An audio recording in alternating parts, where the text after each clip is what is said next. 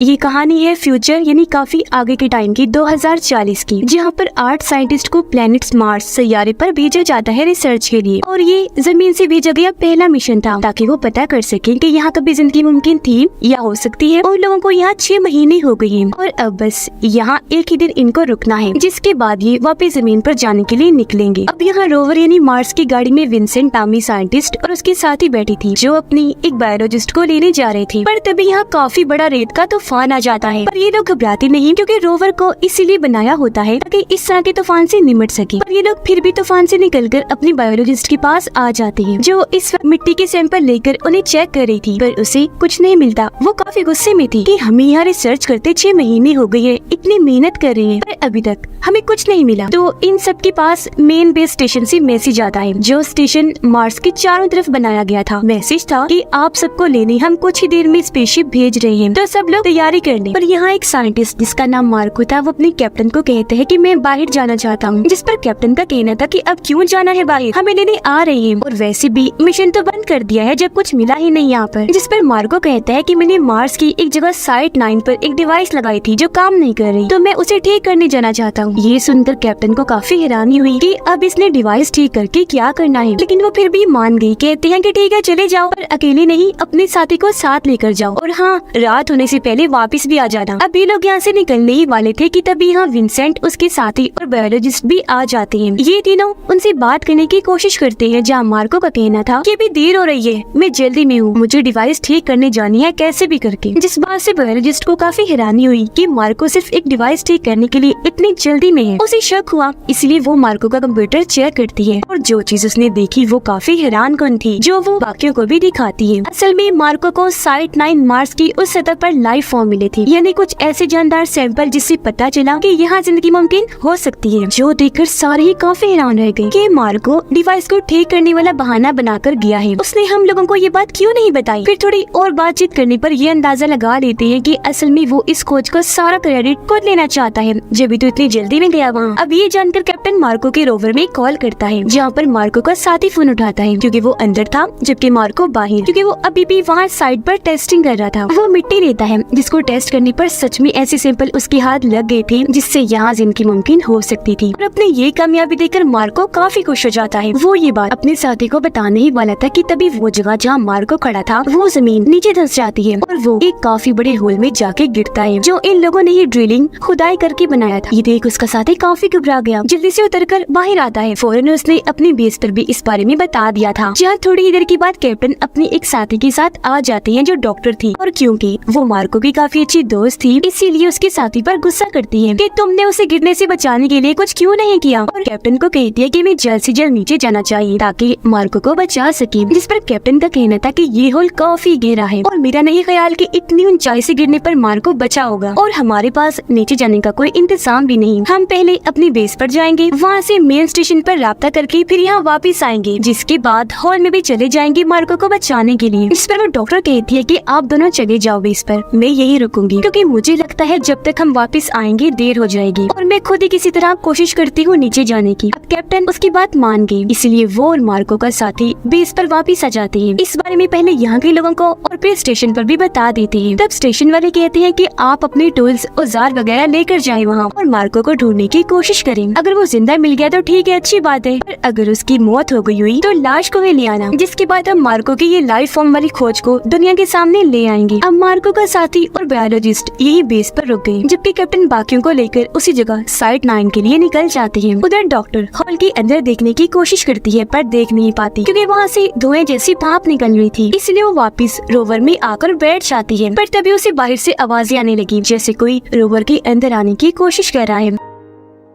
अब वो बाहर गए चेक करने, पर जो उसने देखा उसे देखकर पहले तो वो काफी घबरा गई, और फिर जोरदार चीख मार देती है। अब उसने क्या देखा था ये हमें दिखाया नहीं जाता, क्योंकि स्क्रीन इधर ही ब्लैक हो जाती है। अब तभी कैप्टन भी अपने साथियों के साथ यहाँ पहुँच जाता है। कैप्टन और विंसेंट अब होल के अंदर देखने लगे, जबकि बाकी दोनों साइंटिस्ट रोवर के अंदर चली जाती है ताकि डॉक्टर को बुला सके। पर पूरा ही रोवर चेक करने पर इन्हें डॉक्टर कहीं नहीं मिलती, जिससे लोग ये अंदाजा लगा लेते हैं कि किस तरह वो होल के अंदर चली गई होगी मार्को को बचाने के लिए। जिसके बाद अब ये विंसेंट को रस्सी से बांधकर होल में भेजना शुरू कर देते हैं। अब जब वो इस होल की तह में आता है तो उसे यहाँ एक अजीब सी चीज मिलती है, जो दरअसल एक जिंदा बैक्टीरिया था जो पत्थरों पर तेजी से ग्रो हो रहा था, बढ़ता जा रहा था। ये चीज विंसेंट को अजीब तो लगी, पर वो फिलहाल इस पर ध्यान ना देकर मार्को और डॉक्टर को ढूंढने पर लग जाता है, पर वो उसे कहीं भी नहीं मिलती, इसीलिए वो बाहर आ जाता है। अब इनका साथी पायलट बताता है कि मैंने 2 लोगों के पैरों के निशान देखे हैं जो हमारी बेस की तरफ जा रहे हैं। जो सुनकर कैप्टन को काफी हैरानी हुई। वो सोचता है कि मार्को और डॉक्टर के अलावा यहाँ पर और कोई नहीं था, तो ये तो पक्का है कि पैरों के निशान उन्हीं के हैं। पर अगर मार्को बच भी गया था और डॉक्टर ने उसे बाहर निकाल भी लिया, तो वो रोवर में क्यों नहीं गई, ऐसे पैदल ही क्यों निकल गई। खैर बेस में अलर्ट टाइप कि कोई उनकी बेस की तरफ आ रहा है। तब बायोलॉजिस्ट और मार्को का साथी चेक करते हैं। उन्हें लगा कि हमारा ही कोई साथी होगा, इसलिए मार्को का साथी दरवाजा खोलने चला गया। उसने जब सुराग से देखा तो वहाँ मार्को था। तब दरवाजा खोलकर वो उसे अंदर कर लेता है, पर मार्को की हालत ठीक नहीं लग रही थी, इसीलिए उसका साथी जल्दी से उसका हेलमेट उतारता है। पर वो ये देखकर काफी डर गया कि मार्को का चेहरा बहुत काला पड़ चुका है, उसकी जिल्द भी अजीब हो गई है और अब वो इंसान तो बिल्कुल भी नहीं लग रहा। जिसके बाद वो अपना कंट्रोल खो देता है, ड्रिल मशीन लेकर अपने साथी पर हमला कर देता है। उसे मार मार कर मार्को ने काफी जख्मी कर दिया था, लेकिन फिर भी ऐन मौके पर वो सिक्योरिटी अलार्म बजा देता है, जो सुनकर बायोलॉजिस्ट बाहर आई चेक करने की क्या हुआ है। लेकिन तभी यहाँ मार्को के साथी डॉक्टर भी आ गई, उसका भी वही हाल था और यहाँ वो भी अपना कंट्रोल खोकर बायोलॉजिस्ट पर हमला कर देती है और पागलों की तरह उसके पीछे पड़ गई। पर बायोलॉजिस्ट उसे धक्के मारकर टांगों से मारकर खुद से दूर कर देती है और किसी तरह दोनों को एक कमरे में बंद कर दिया था उसने। यानी कि ये तो साफ हो गया कि पैरों के निशान इन दोनों के थे, पर किसी को ये अंदाजा नहीं था कि वो इस तरह के अजीब बन गए थे। अब तभी बाहर कैप्टन भी अपने साथियों के साथ आ जाते हैं। उन्हें जब बेस से अजीब आवाजें आई तो वो काफी घबरा गई, इसीलिए अपने साथियों को बाहर ही रोकते हैं और खुद अकेले ही बेस के अंदर जाते हैं चेक करने की आखिर बात क्या है। वो ये देखकर काफी घबरा गई कि यहाँ हर तरफ खून ही खून फैला हुआ है और बायोलॉजिस्ट उस कमरे के बाहर घबराई हुई खड़ी थी जिसके अंदर उसने उन दोनों को बंद कर दिया था। उनकी हालत देखकर कैप्टन भी घबरा गई, सोच में पड़ जाते हैं कि इन्हें क्या हुआ। लेकिन वो बायोलॉजिस्ट को कहती है कि हमें जल्दी से यहाँ से निकलना होगा, ये बहुत खतरनाक लग रही है। अब बायोलॉजिस्ट तो यहाँ से बाहर आ गई, पर जब कैप्टन जाने वाली थी तब दरवाजा खोलकर मार्को बाहर आ जाता है और उसने कैप्टन पर भी हमला कर दिया था, उन पर वार करके। पर वो जैसे तैसे अपनी जान बचाकर बाहर आ ही गई, लेकिन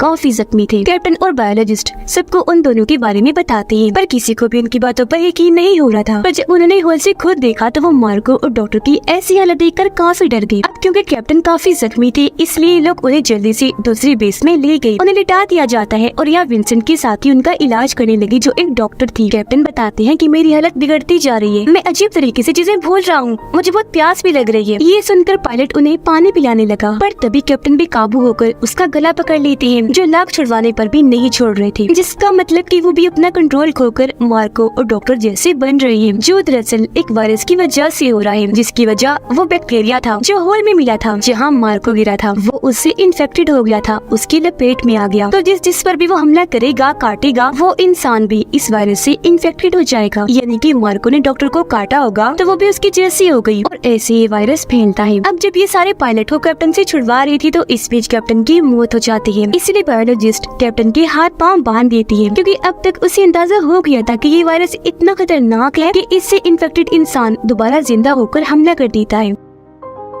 अब तभी स्क्रीन पर देखते हैं कि जहाँ मार्को और डॉक्टर को बंद किया गया था वो वहाँ का दरवाजा तोड़कर दूसरे कमरे में आ गई। वो यहाँ आने की भी कोशिश कर रही है और अगर ऐसे चलता रहा कुछ ना किया गया तो वो भी यहाँ आ जाएंगे, क्योंकि वो खतरनाक होने के साथ साथ ताकतवर भी हो गई है, जिससे सारे ही काफी घबरा गए। अब यहाँ विंसेंट एक आइडिया देता है कि मैं एक अंडरग्राउंड पाइप के जरिए अपने बेस के पहले कमरे में जाता हूँ, क्योंकि मेन से जाना खतरे से खाली नहीं। वहाँ जाकर मैं सिस्टम को चलाऊंगा और फिर अपने स्टेशन पर राब्ता करके यहाँ की सूरत हाल के बारे में बताऊंगा ताकि वो यहाँ मदद पहुंचा सके। अब ये आइडिया सबको पसंद आया, इसीलिए विंसेंट वहाँ के लिए निकल जाता है, जबकि उसके डॉक्टर साथी कैप्टन के खून का सैंपल लेकर चेक करने लगती है कि आखिर इन सब के साथ हो क्या रहा है। जहाँ टेस्ट करके उसे पता चला कि सब उसी लाइफ फॉर्म की वजह से हो रहा है जो मार्को को साइट 9 की सतह पर मिला था, और जो बैक्टीरिया होल के अंदर बड़ा हो रहा था वो भी इसी की वजह से है, क्योंकि इस वायरस की मेन जड़ ही लाइफ फॉर्म था, जिससे वो बैक्टीरिया इतना खतरनाक हो गया कि इन्हें इन्फेक्टेड करने लगा। पहले ये इंसान के जिस्म पर कंट्रोल करके सारी यादों को मिटाता है और फिर पूरी ही तरह दिमाग को भी अपने कंट्रोल में कर लेता है। क्योंकि इंसान जमीन पर रहती है, वहाँ के माहौल की आदी है, इसलिए यहाँ का वायरस उन्हें इस हद तक इन्फेक्टेड कर रहा है। खैर अभी लोग अपना दिमाग लगाकर इस वायरस को थोड़ा बहुत चेंज करके एंटीडोट बनाती है, यानी वायरस का तोड़, और उसी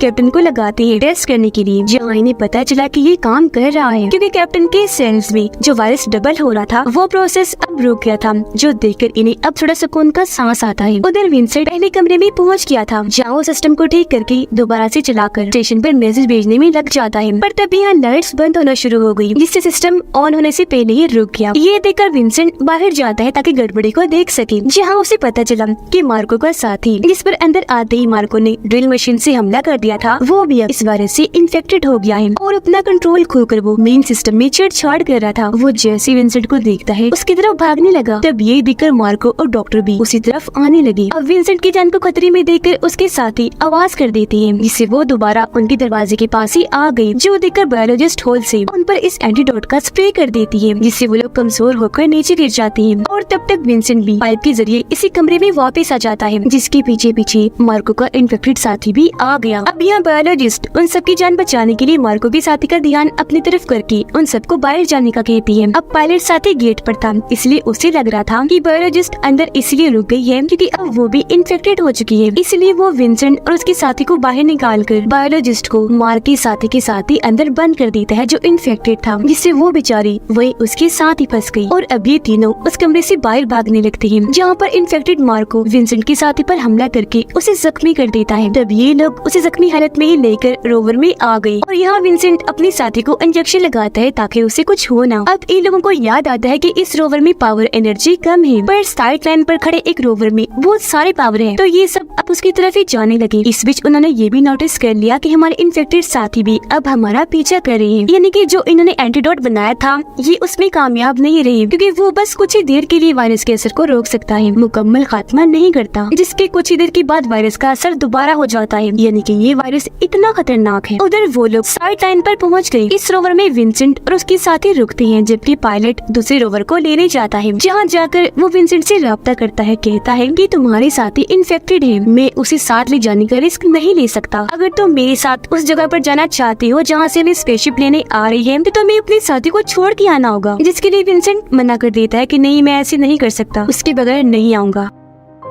तो अब पायलट अकेला ही रोवर को लेकर निकल जाता है। विंसेंट को उसकी इस हरकत पर बहुत गुस्सा आ रहा था, पर वो फिर भी इसी रोवर के साथ अपने साथी को लेकर आगे बढ़ता रहा। ऐसे यहाँ पर से तूफान आ गया और क्योंकि रात थी तो ये लोग यहीं सो जाते हैं। सुबह को जब विंसेंट की आंख खुली तो वो देखता है कि मेरी साथी मुझे बचाने के लिए अकेली ही रोवर से उतर गई है और अब वो पैदल ही आगे बढ़ रही है, क्योंकि उसे पता है कि मैं भी इन्फेक्टेड हूँ, तो कभी विंसेंट को नुकसान न पहुँचा दूँ। वो उसी दूर जाके खुद को खत्म करना चाहती थी, पर उसके पैरों के निशानों का पीछे करते हुए विंसेंट रोवर को उसके पीछे ले जाने लगा। कुछ दूरी पर वो उसे मिल गई, तब विंसेंट उसे रोकने के लिए रोवर से उतरकर उसकी तरफ भागने लगा, पर उसे बचाने के लिए वो यहाँ अपना हेलमेट उतार देती है, जिस वजह से वो बहुत तड़पने लगी। विंसेंट जल्दी से आकर उसे संभालता है, पर वो उसके हाथों में ही दम तोड़ देती है, जिससे विंसेंट को दुख तो बहुत होता है, लेकिन अगले ही पल उसकी दोस्त इन्फेक्टेड होकर जागी, जो अब विंसेंट पर हमला कर देती है। जहाँ विंसेंट अब ना चाहते हुए भी उसके ही हेलमेट से अपने साथी पर हमला कर देता है। वो उसे हेलमेट से इतना मारता है कि उसकी जान ही चली जाती है। अब तब तक मेन स्टेशन से एक शिप इन्हें लेने के लिए निकल चुकी थी, जिसे दूर से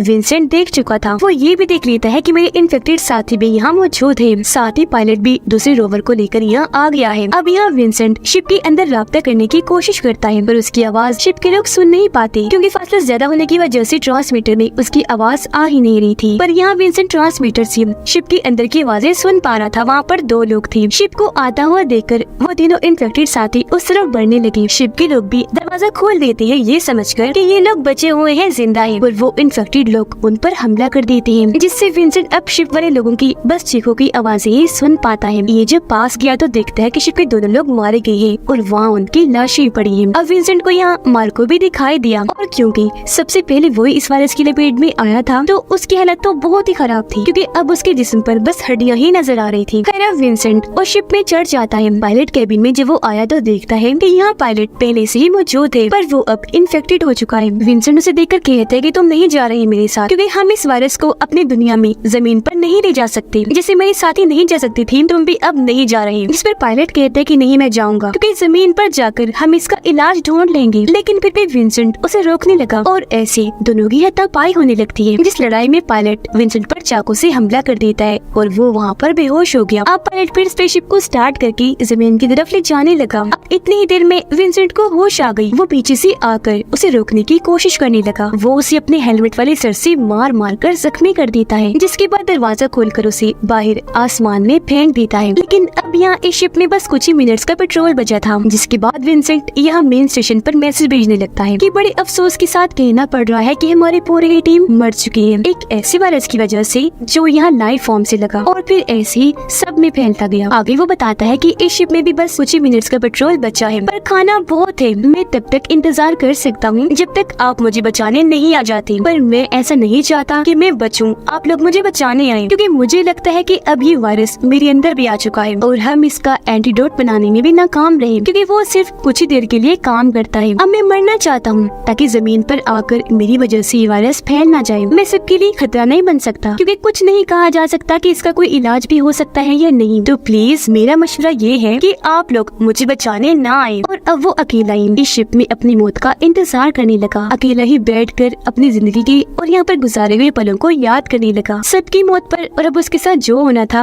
उस वजह से वो काफी दुखी भी था, और उसके दुख के साथ ही ये फिल्म इधर ही खत्म हो जाती है।